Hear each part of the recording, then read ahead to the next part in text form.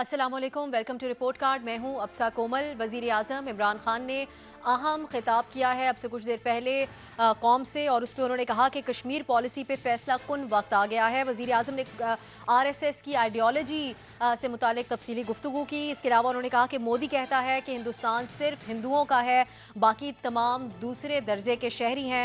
इसके अलावा उन्होंने वज़ीर आज़म ने कहा कि मैं देखता हूँ अखबारों में बहुत मायूसी है अवाम में, लेकिन वो वक्त दूर नहीं है जब दुनिया की मजबूरी होगी इस कॉज पे पाकिस्तान का साथ देने के लिए। और सबसे अहम बात जो वज़ीर आज़म ने कही वो ये थी कि यूनाइटेड नेशंस का इजलास होगा सितंबर 27 तारीख को। उसमें वज़ीर आज़म भरपूर तरीके से दुनिया के सामने मामला उठाएंगे और आलमी लीडर से मुलाकात करेंगे और इस बारे में उनको आगाह करेंगे। साथ ही ये भी आपको बता दें कि अमरीकी सदर डोनाल्ड ट्रंप ने फ्रांस में भारतीय वज़ीर आज़म नरेंद्र मोदी से मुलाकात की है। और इस मुलाकात के बाद सदर ट्रंप ने कहा कि मोदी ने उन्हें बताया है कि कश्मीर में सूरत हाल उनके काबू में है और पाकिस्तान और भारत का दो तरफा ये मामला है।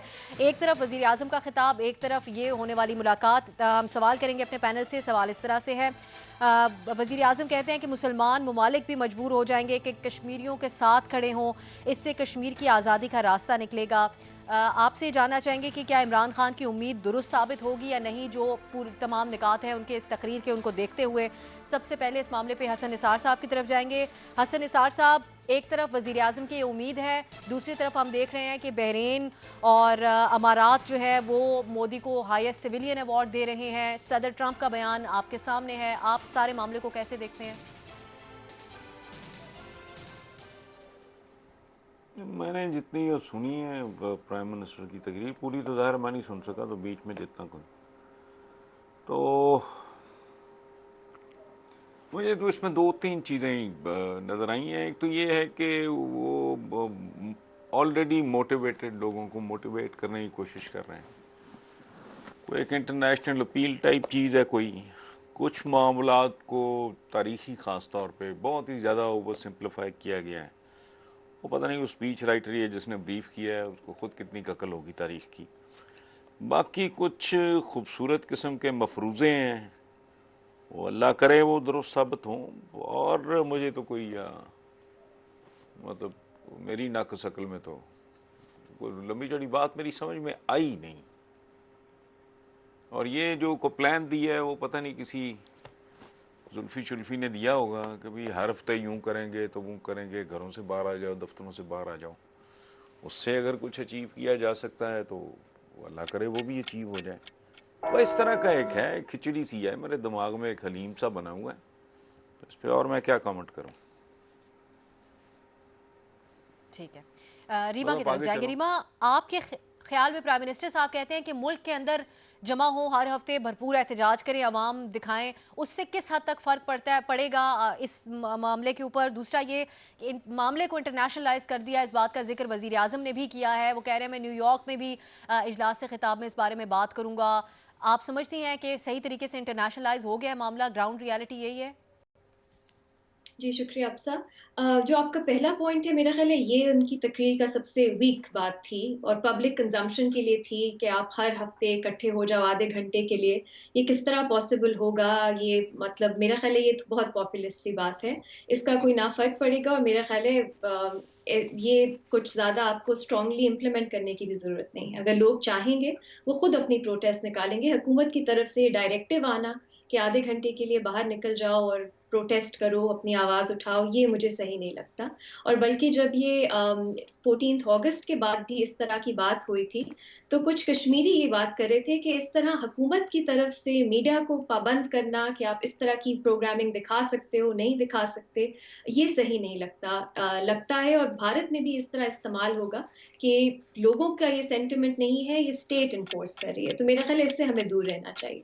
दूसरी बात जो मुझे अच्छी लगी वो जिसका मेरा भी मानना है कि जितना ज़ुल्म बढ़ता है उतना इस बात को और सपोर्ट मिलती है कि हक और बातिल की लड़ाई में हक की फतह होती है, जीत होती है।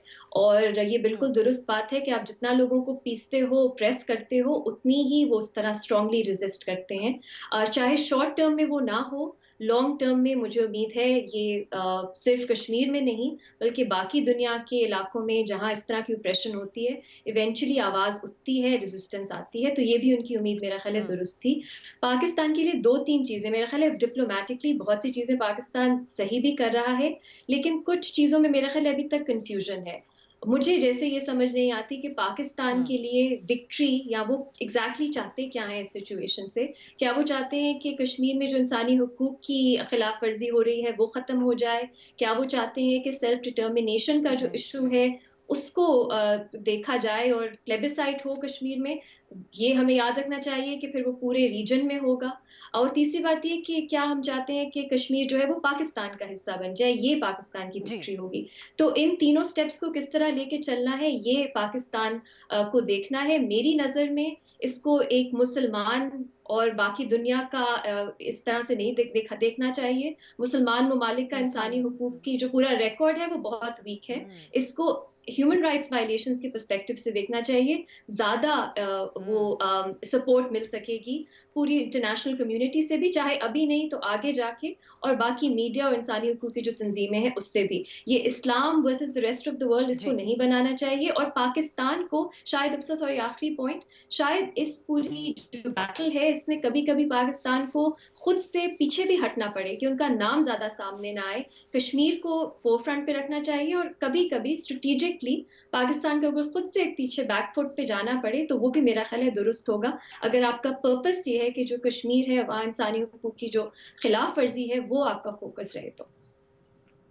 इंसानी हकूक़ की खिलाफ वर्जियों के ऊपर सबसे ज़्यादा बात की जाए और बहुत मोहतात तरीके से मामले को लेकर चला जाए। आपके ख्याल में हम हफीज़ुल्लाह न्याज़ी साहब की तरफ जाएंगे। न्याज़ी साहब, आपके ख्याल में जब सदर ट्रंप कह रहे हैं कि मोदी ने उन्हें बताया कश्मीर में सूरत हाल उनके काबू में है, पाकिस्तान और भारत का ये बायलैटरल मामला है, ये वो मौक़िफ़ है जो भारत का इस मामले के ऊपर है, इस सारी सूरत हाल के अंदर कितनी उम्मीद होनी चाहिए हमें, जो वज़ीर आज़म 27 तारीख को यूनाइटेड नेशंस जाके वहाँ इजलास से खिताब में और बाकी आलमी रहनुमाओं से मुलाकात की तरफ इशारा दे रहे हैं, उससे कितनी उम्मीद होनी चाहिए?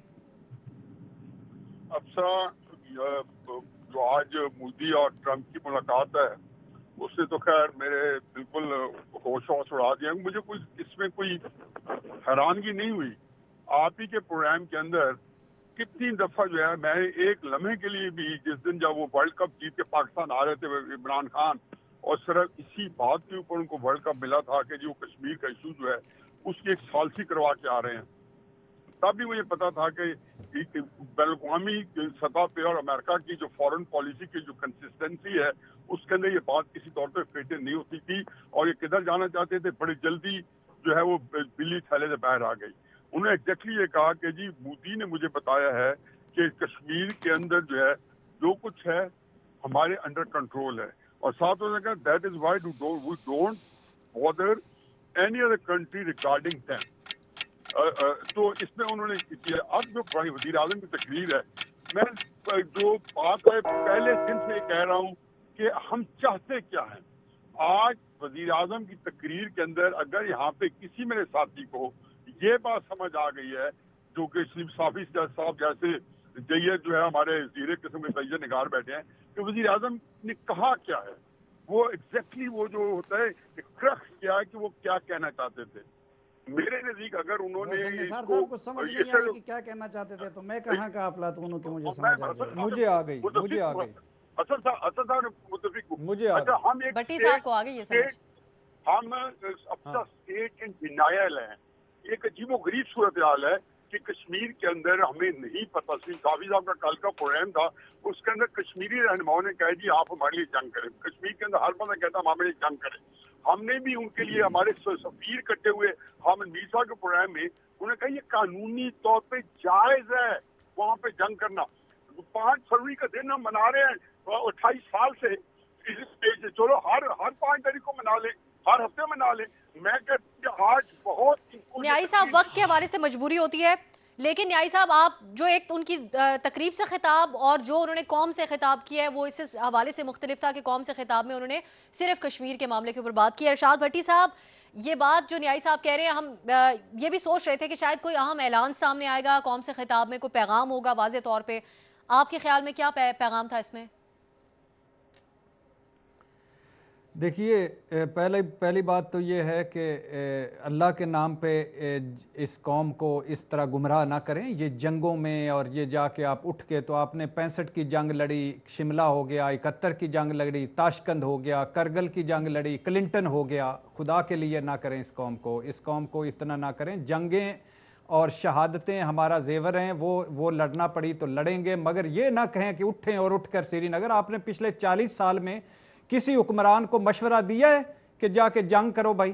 कि नवाज शरीफ साहब को कहा है कि हल्फ बर्दारी की बजाय श्रीनगर चले जाएं और वहां जंग करें और लीड करें? वो तो खुद कश्मीरी थे। बेनज़ीर भुट्टो, आपका मोहम्मद खान जुनेजो, आपके ज़ियाउल हक, आपके अयूब खान, आपके मुशर्रफ, आपके सारे ना करें खुदा के लिए। अफगानिस्तान जंग आज क्या कर रहा है? भागे भागे फिर रहे हैं। 22 राउंड हो गए हैं। मुज़ाकरात करो, अमन करो। 3 नस्लें मरवा चुकी हैं। वो मुल्ला मोहम्मद उमर हुआ करते थे, वो उसामा बिन लादन हुआ करते थे। वो अल्लाह अकबर तकबीर से उन्होंने उधर से बैठ के वो ऐसे मिसाइल मारते थे कि उनको पता होता था कि एक इंच का और एक सेंटीमीटर का। खुदा के लिए ना करो। घोड़े तैयार रखो, टेक्नोलॉजी में आगे आओ, इल्म के जहालत के खिलाफ जंग करो, गुर्बत के खिलाफ जंग करो, अपनी टेक्नोलॉजी बेहतर करो, फिर किसी काबिल हो। क्या करने लगे हो? क्या कर रहे हो तुम लोग? रोटी तुम्हारे पास है नहीं, भूखे नंगे तुम हो, जेबों पर तुम्हारी नजर है, जंगों पे चढ़े हुए हो, मोहम्मद महमूद गजनवी बन गए हो, सुल्तान मोहम्मद का को ना करे, जीरे ब्लेड तुम्हारे हुक्मरान रहे, सुल्ताना डाकू तुम्हारे हुक्मरान रहे, उनकी जदादें औलादें बाहर हैं। अब बाकी मरवाओ गरीबों को जो पहले ही मरे पड़े हैं और सारा करें। जंग कर दो, जंग कर दो, जंग कर दो। बस करो खुदा के लिए, बस कर दो, बस कर दो जालिमों, बस कर दो। इस तरह ना अपने बुग़्ज़ में, किसी के बुग़्ज़ में इस तरह कौम को गुमराह ना करो। नंबर 1। नंबर 2, मोदी फाशिस्ट है, मोदी हिटलर है। इसके अलावा और क्या कहे? इसका क्या मतलब है? कि मोदी जुल्म कर रहा है कश्मीर में। क्या करना चाहिए? कश्मीर आज़ाद होना चाहिए। आज़ाद कैसे होना चाहिए? 370 खत्म होनी चाहिए, 35A खत्म होनी चाहिए। उनको जो पुराना कश्मीर है वो पुरानी हक पे आना चाहिए। कश्मीर की आज़ादी तक सफ़ीर बनूंगा, इसका क्या मतलब है? कोई समझ ना आई हो तो क्या करें? क्या था? यतीम, मस्कीन, बेआसरा, लावारिस पाकिस्तान था आपका। आपने क्या किया? दहशतगर्द पाकिस्तान था। 75,000 शहादतें, खरबों का नुकसान। दहशतगर्द पाकिस्तान, दहशतगर्दों की पनाह करने वाला, डू मोर की डुगडुगी पर नाचने वाला, JH के ऊपर हमला, सारे ये हुर्रियत पसंद, चुप, मुंह में कुछ नहीं। PF बेस कामरा पर हमला, चुप। PF बेस बडबीर पर हमला, चुप। नेवल बेस कराची पर हमला, चुप। वाघा बॉर्डर मिलिट्री परेड पर हमला, चुप। ISI दफातर पर हमला, चुप। कंटोनमेंट्स पे हमले, चुप। APS पे हमले, चुप। बंबई, हम भाई दहशतगर्द भिजवा रहे हैं मुंबई में, ये है इनका हमारा। डॉन लीक्स क्या थी आपको कोई पता है? कलभूषण पर चुप, यानी माजत खाना रवैया। पठानकोट की FIR गुजरांवाला में माजत खाना रवैया। अजीत डोल जो मुसलमानों का दुश्मन है, वो नवाज शरीफ साहब कश्मीरी के ड्राइंग रूम में, मोदी कश्मीरी की ड्राइंग रूम, उनके बड़े अवार्ड आपको याद आते हैं? जो आपने पग पहनाई और पग पहनी मोदी की, वो नहीं याद आती आपको? खुदा के लिए खुदा का खौफ करें, अपना तर्ज अमल बेहतर करें। आप जितने जोखिम हैं वो करें। वजीर आजम ने माजी से बेहतर आप कह रहे हैं, जो वो बातें कर रहे हैं, बिल्कुल उम्मीद दुरुस्त है। इतनी 70 सालों में बात नहीं हुई कश्मीर पर, जितने 20 दिनों में वजीर आजम ने बात की थी, 70 सालों में बात नहीं हुई। जंग लड़नी पड़ी तो लड़ेंगे, लेकिन खुदा के लिए इस तरह तो ना करो कि अभी चले जाओ कश्मीर। सबसे पहले उनको भिजवाएं जो जंग लड़ना चाहते हैं, उनको श्रीनगर पहुंचाएं ताकि वो शुरू करें, हम बाद में आ जाते हैं।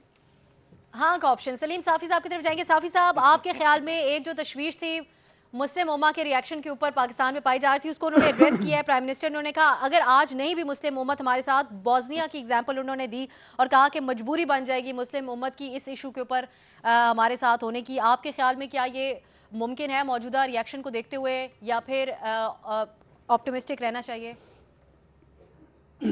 पहली बात तो ये है कि वजाहत करूं कि नवाज शरीफ या जरदारी ने ये नहीं कहा था कि वो टीपू सुल्तान के पैरोकार हैं, ना अपने आप को रियासत मदीना का अलबरदार कहा था। लेकिन बाकी कालम वगैरह तो छोड़ के इसी प्रोग्राम में बैठ के मैंने उस वक़्त भी नवाज शरीफ से जंग का मुतालबा किया था कश्मीरियों की खातिर। नंबर 1।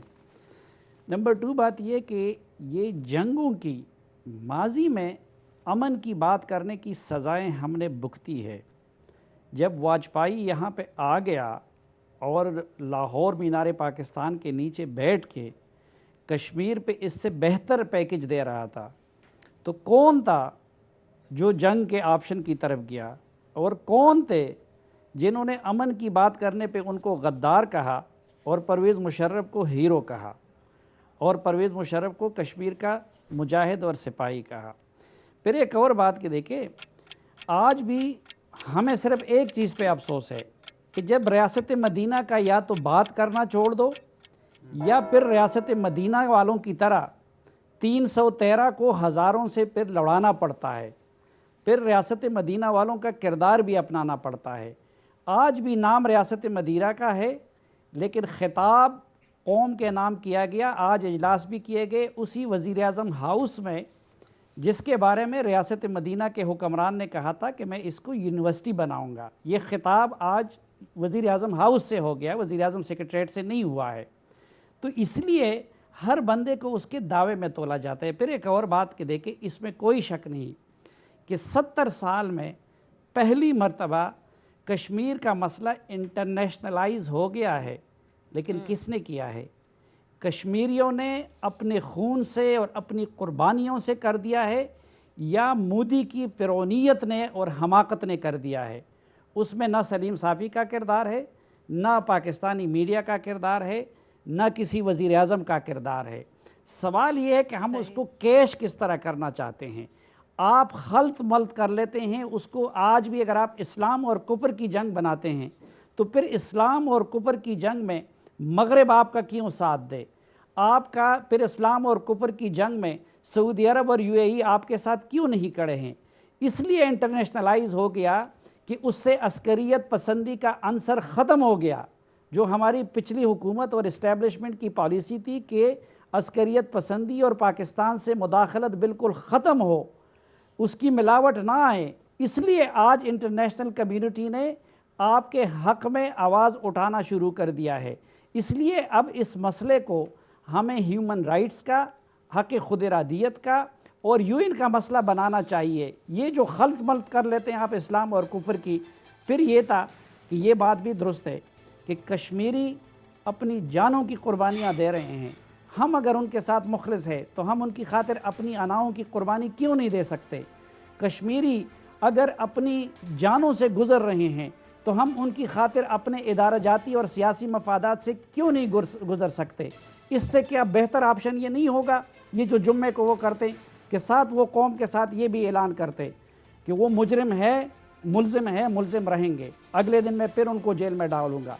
लेकिन कश्मीर की खातिर जुम्मे वाले दिन मैं नवाज शरीफ को, जरदारी को, उनको जेल से निकाल के मौलाना फजलुर रहमान और उन सब को 1 घंटे के लिए सिर्फ बाहर ला के इधर पार्लियामेंट हाउस के सामने हम दुनिया को ये मैसेज देंगे कि हाँ, कश्मीर के मामले पे या हिंदुस्तान के मुकाबले में हम पूरी कौम एक है। उधर तो हम अपनी अनाओं से नहीं गुजर सकते, उधर तो वो चीज़ें नहीं कर सकते, और इधर आके फिर सारे कश्मीर का हम क्रेडिट लेना चाहते हैं। मुझे बताया जाए जिस ट्रंप की मुलाकात के इंतज़ार में हमें बिठाया गया था, आज मोदी के साथ उसकी मुलाकात हो गई, क्या निकला उससे पाकिस्तान के हक़ में? सवाल ये है कि वो अगर वज़ीर आज़म पाकिस्तान की सीट पे बैठी हुई तो आज उस खिताब में पाकिस्तानी कौम के लिए भी उम्मीद की एक पैगाम होनी चाहिए थी, उसमें मकबूजा कश्मीर और आज़ाद कश्मीर के मुसलमानों के लिए भी एक उम्मीद की पैगाम होनी चाहिए थी, और उसके लिए पूरा एक रोड मैप भी होना चाहिए था कि भाई हम इस सूरत हाल को कि जो 70 साल में पहली मरतबा इंटरनेशनलाइज हो गया है और हमारी जगह हिंदुस्तान दुनिया की नज़रों में दहशतगर्द और इंतहा पसंद बन गया है, उसको पाकिस्तानी कौम और पाकिस्तानी रियासत किस तरीके से कैश करेगी, वो लाए हैं अमल। बदकिस्मती से कि आज हमें नज़र नहीं आए। साफ़ी साहब, आप भी नहीं का ऑप्शन ले रहे हैं। 4 हाँ 2 नहीं के ऑप्शंस आए हैं। रीमा ने और साफ़ी साहब ने इस बात किया है कि इस मामले को पाकिस्तान को इंसानी बुनियादों पर उठाना होगा, लेकिन हम लुक फॉरवर्ड करते हैं 27 तारीख को जो वज़ीर आज़म यूनाइटेड नेशंस की इजलास से खिताब करेंगे, उसमें वो किस तरीके से इस मामले को उठाते हैं, आलमी रहनुमाओं को किस तरीके से इसकी तरफ कायल करते हैं, इसके ऊपर बात करते हैं। हाजिर होंगे एक ब्रेक के बाद।